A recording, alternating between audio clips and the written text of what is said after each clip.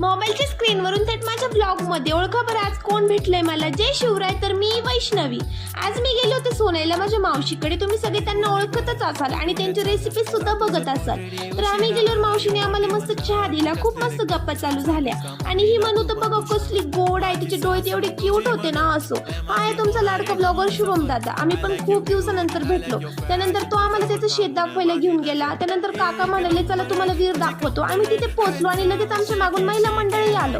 खरंच गावाकडची मजाच काही वेगळी असते आणि गावाकडचं वातावरण आणि निसर्ग बघून मन अगदी रानात पळतंय का काय असं झालं.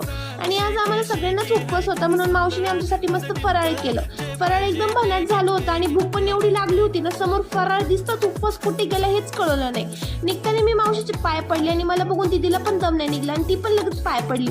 आम्हाला नगरला निघायला खूप उशीर झाला होता म्हणून पटापट सगळ्यांना बाय करून आम्ही निघालो. तर हा छोटासा ब्लॉग आवडला असेल तर पटापट लाईक करा, कमेंट करा आणि फॉलो करायला विसरू नका. तोपर्यंत बाय.